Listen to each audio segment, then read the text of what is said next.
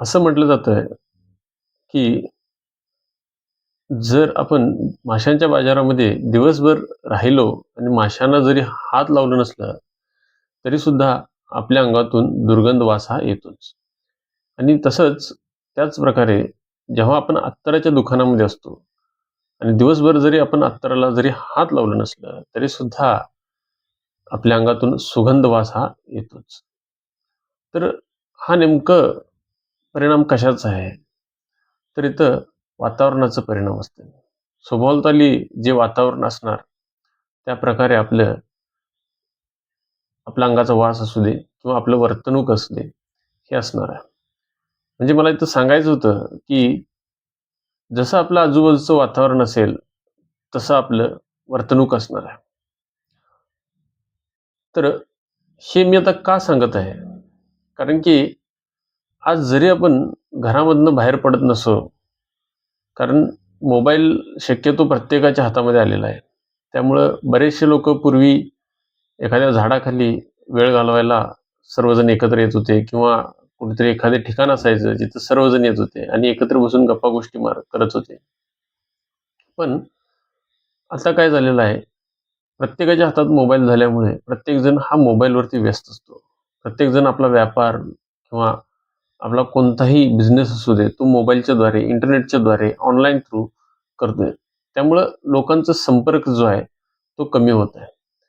त्यामुळं मोबाईलवरतीच एक अशी वेगळी दुनिया बनलेली आहे, जिथं आपण प्रत्येकांना भेटतो, प्रत्येकाशी बोलतो. जसं की अ, Instagramच्या माध्यमातून असू दे, Facebookच्या माध्यमातून असू दे किंवा YouTubeच्या माध्यमातून असू दे. तर असे वेगवेगळे माध्यम आहेत, ज्याच्या माध्यमातून आपण लोकांशी भेटतोय. म्हणजे जरी घरातून बाहेर न पडता सुद्धा आपण लोकांशी संपर्क साधतो. तर पूर्वी ज्यावेळी आपण लोकांना भेटत होतो, त्यावेळी आपण त्यांना प्रत्यक्षात भेटून, त्यांच्यासोबत बोलून, त्यांच्यासोबत आपण राहून काही ना काही गोष्टी शिकत होतो. तर आपण कुठल्या व्यक्तीसोबत आहोत, कोणत्या प्रकारच्या लोकांच्या सोबत आपण काम करत आहोत, तसं आपलं वर्तणूक घडत होतं. आणि आज सुद्धा तसंच घडतं. पण आपण आज बऱ्याच ठिकाणी बाहेर पडत नाही. ऑनलाईन वर्क फ्रॉम होम सुद्धा आहे. त्याच्यामध्ये आपण जास्तीत जास्त आपला वेळ हा घरामध्ये स्पेंड करण्याचा प्रयत्न करतोय. पण जरी बाहेर पडत नसलो तरी सुद्धा ह्या Instagram, Facebookच्या माध्यमातून आपण अनेक लोकांशी दिवसभर संपर्कात असतो आणि आपले विचार जे आहेत ते आपले देवाण होत असतात. त्यामुळे जसं आपलं पूर्वी सर्कल असायचं, म्हणजे जेणेकरून जे लोकांचं आपलं संगत असायची, ती ठरवत होती आपली विचारांची दिशा. तसं आज आपण कोणत्या प्रकारचे रील्स बघत आहोत किंवा कुठल्या प्रकारचे व्हिडिओज आपण बघत आहोत, ते ठरवतंय, की आपले विचार कसं असतील किंवा कसं आपलं वर्तणूक असेल. कारण की तीच आपली आज संगत झालेली आहे. तर एक मला इथं मध्ये तुम्हाला एक गोष्ट सांगायची आहे, जे काल परवाच मी काही रीलच्या माध्यमातून बघितलं होतं, की चायनामध्ये जो एआयचा बूम आहे, त्याच्यामुळे चायनामध्ये अनेक असे बरेचसे असे जुने कोर्स आहेत, जे काढून टाकले गेलेले आहेत. म्हणजे जसं की आपल्या इथे इंजिनिअरिंग असतं, डॉक्टर असतं. तर असे त्या देशात सुद्धा बरेचसे कोर्सेस आहेत. पण असे बरेचसे कोर्सेस जे आहेत, जे एआयच्या रिलेटेड नाही आहेत आणि जे जुन्या पद्धतीचे आहेत किंवा ज्याचा वापर फार कमी होतो, अशा बरेचसे जे कोर्स आहेत, ते चायनामधून टाकले गेलेले आहेत. आणि जितके साध्य होतील, तितके एआयच्या रिलेटेड जे आहेत, कारण की एआयचा हा सध्याचा बूम आहे आणि वाढत्या त्याच्या प्रभावामुळे त्या रिलेटेडचे जे कोर्सेस आहेत, त्या कोर्सेसना ॲड केलं गेलेलं आहे. म्हणजे काळाप्रमाणे इथं ती जे चायना जो देश आहे, तो काळाप्रमाणे जे बदल करायला पाहिजे, ते बदल करत आहे.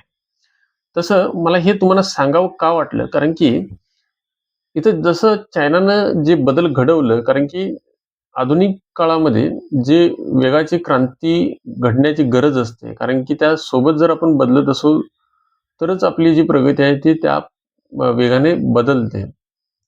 तर तसंच जसं मी सुरुवातीला सांगितलं, जसं आपण पूर्वी प्रत्यक्षात लोकांना भेटून आपले विचार किंवा आपले जे सवयी-निवयी जे आहेत ते घडत होते त्याप्रमाणे. आपली संगत जशी असायची तशी घडत होती. पण आज इंस्टाग्राम असू दे, फेसबुक असू दे, याच्या माध्यमातून जे आहे ते विचार बदलत आहेत, विचार जे आहे ते घडत आहेत. आता ह्याच्या मागं जे सगळ्यात मोठं जी भूमिका असणार आहे ती अल्गोरिदमची. कारण की फेसबुक, इंस्टाग्राम किंवा यूट्यूब जे आहे, हे सर्व जे काम करतात ते एक अल्गोरिदमवर काम करतात. ज्या प्रकारचे तुम्ही व्हिडिओज बघाल, त्याच रिलेटेड व्हिडिओ तुमच्या समोर प्रत्यक्षात प्रत्येक वेळी आणून दाखवते. कारण की ही जी अल्गोरिदम असते ते तुमची इंटरेस्ट जे आहे ते ओळखते. आणि असे बरेचसे जे केसेस आहेत ते झालेले सुद्धा आहेत. कारण की एखाद्या वयोगटाच्या विद्यार्थ्यांना ज्या व्हिडिओज दाखवल्या जाऊ नयेत, तसल्या व्हिडिओ सुद्धा त्यांच्या समोर आलेले आहेत. त्यामुळं अशा व्हिडिओजना बॅन करण्यासाठी बरेचसे कोर्टमध्ये केसेस वगैरे झालेले आहेत. बरेचसे तुम्ही जर सर्च केला, तर कोर्ट केसेसला ह्यातल्या जे मी मेन्शन केलं त्या कंपन्या फेस सुद्धा केलेल्या आहेत. आणि त्यासाठी जे गरजेचे बदल आहेत, ते बदल सुद्धा ते प्रत्येक वेळी सातत्यानं करत सुद्धा आहेत. कारण की ते काय कुठे ना कुठेतरी गव्हर्नमेंट्स बॅन केलेले आहेत. त्या प्रकारचे कंटेंट्सला बॅन केलेले आहेत त्यामुळं.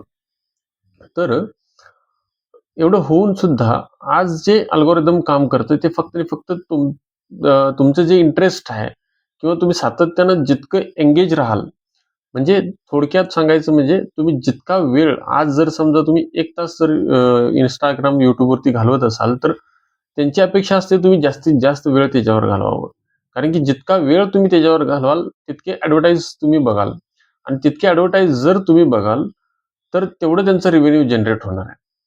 तर त्याच्यासाठीच काय असते तुमचं इंटरेस्ट ओळखलं जाते आणि त्याप्रमाणे तुमच्या समोर सातत्यानं व्हिडिओजना पळवलं जातंय. तर तुम्ही जेवढे स्क्रोल कराल तर बघा तुम्ही उदाहरणार्थ बघू शकता, की जसं की तुम्ही जर एखादी फनी कॉमेडी किंवा एखादे जसं की स्पोर्ट्सच्या रिलेटेड जर तुम्ही व्हिडिओ बघाल, तर सातत्याने तुमच्या समोर त्याच प्रकारचे व्हिडिओज येतात. हे का घडतं? कारण की अल्गोरिदम आणि ते अल्गोरिदम सगळ्या ठिकाणी शेअर होतं आणि कोणत्याही साइट्सवरती जरी गेला तुम्हाला त्या रिलेटेडच व्हिडिओज मिळतील आणि पुन्हा पुन्हा तेच तुमच्या समोर यायला सुरुवात होईल आणि तुमचे इंटरेस्ट त्यातच वाढेल. तर हे कंटिन्युअसली घडत असतं. तर आपण इथं सकारात्मकरित्या याचा वापर कसं करून घ्यायचा आहे? कारण की मोबाईल सोबत अपडेटेड राहणं किंवा ह्या वातावरणात आपल्याला राहणं हे फार गरजेचं असतं. कारण की बदलत्या काळामध्ये ज्या गोष्टी घडत आहेत त्यासोबत आपण पण बदलणं हे फार गरजेचं असतंय.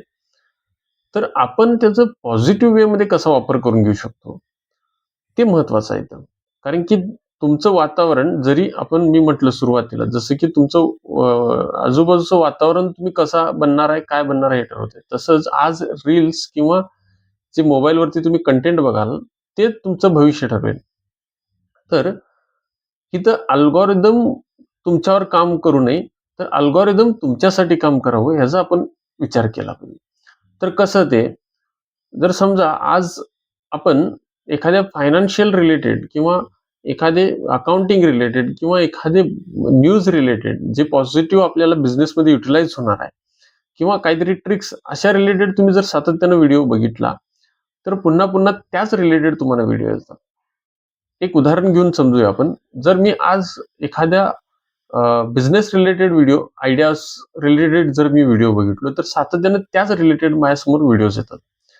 तर पुन्हा पुन्हा ते व्हिडिओज आल्यामुळे मला बिझनेसमध्ये हेल्प होईल. कशारित्या मार्केटिंग करावं किंवा कस्टमरना कसं आपण हँडल करावं किंवा कोणते प्रॉडक्ट्स अवेलेबल आहेत, काय आहे? एंटरटेनमेंटच्या माध्यमातून बिझनेस सुद्धा डेव्हलप होत असतो. आपल्या मोबाईलच्या माध्यमातून आपलं लर्निंग सुद्धा होत राहतं. त्यामुळं मी शक्यतो काय करतो, त्या रिलेटेडचे कंटेंट्स बघण्याचा प्रयत्न करतो. त्यामुळे अल्गोरिदम ऑटोमॅटिकली त्याच रिलेटेडची जी सर्व माहिती आहे, न्यूज असू दे किंवा त्याच्या संबंधित कसे परिणाम होणारे ज्या गोष्टी आहेत, त्या सर्व गोष्टी आपल्या समोर येत राहतात. म्हणजे कुठे ना कुठेतरी हे अल्गोरिदम मला शिकवण्याचं काम करते. मला ट्रेन करण्याचं काम करते. असं नाही की मी अल्गोरिदमवरती किंवा माझा वापर करून घेतला जात नाही, तर मी अल्गोरिदमचा वापर करून घेतो. हे कुठे ना कुठेतरी घडलं पाहिजे. हे जर घडत असेल, तर तुम्हाला अल्गोरिदम तुमच्यासाठी काम करेल, तुम्हाला ट्रेन करण्याचं काम करेल. जेणेकरून आपली दिशा ही बदलेल. हां, कंटेंट काय बघावं किंवा कोणत्या रीत्या आपण काय निवडावं हे प्रत्येकाचा वैयक्तिक विचार आहे. पण इथं जरी आपला वैयक्तिक जरी विचार असला, तरी आपली जी दिशा भरकटत असते, ती भरकटण्याहून थांबून एक दिशेला आपण केंद्रित करू शकतो. कारण की टेक्नॉलॉजीचा वापर हा वेळेनुसार आपण योग्यरित्या करणं गरजेचं असतं. जसं मी सुरुवातीला चायनाचं उदाहरण सांगितलं, की असे बरेचसे कोर्सेस ते जो देश आहे चायना आहे, तो बरेचसे कोर्सेस काढून टाकलेला आहे. का? कारण की त्या कोर्सेसची गरज नाही आहे. तसं आज आपल्याला बरेचसे असे कंटेंट क्रिएटर आहेत, ते पॉझिटिव्ह कंटेंट बनवतात किंवा चांगले कंटेंट बनवतात. अभ्यास करून किंवा त्यांचा रिसर्च करून कंटेंट बनवतात. तर तसे कंटेंट आपण बघितले पाहिजे, जेणेकरून आपल्याला आपल्या ब्रेनला हा अल्गोरिदम ट्रेन केला पाहिजे. आपल्याला हा अल्गोरिदम मदत केला पाहिजे, आपल्याला ग्रो होण्यासाठी. असं घडू नये, की जेणेकरून आपल्याला ॲडिक्ट होऊ नये. कारण का फक्त कुठल्यातरी व्यसनाने आपण ॲडिक्ट होतो असं नाही. बऱ्याचशा अशा गोष्टी आहेत, ज्याच्यामध्ये आपण ॲडिक्ट होतो आणि आपला फोकस जो आहे तो डायव्हर्ट होतो. तर आपला फोकस डायव्हर्ट न होता, जरी आपला फोकस डायव्हर्ट जरी झाला तरी चांगल्या गोष्टींसाठी डायव्हर्ट व्हावा. हा आपण अशा प्रकारे करू शकतो आणि आपलं जे आजूबाजूचं वातावरण, जसं मी सुरुवातीला सांगितलं, की अत्तराच्या दुकानात जरी आपण नुसता फिरलो तरी आपल्याला सुगंध वास येतो आणि माशांच्या बाजारात ज्यावेळी आपण फिरू त्यावेळी दुर्गंधाचा वास येतो. तसंच आपण काही कंटेंट्स, काही रील्स जर आपण बघितलं, पॉझिटिव्ह रील्स किंवा जे बिझनेस रिलेटेड किंवा फायनान्शियल रिलेटेड, ऑटोमॅटिकली आपलं लर्निंग त्यातून होत असते. जरी आपण प्रत्यक्षात पुस्तक आणि पेन घेऊन न शिकत असलो तरी सुद्धा लर्निंग ही होत असतं. जर व्हिडिओ आवडल्यास लाईक करा, शेअर करा आणि चॅनलला सबस्क्राईब करा. धन्यवाद.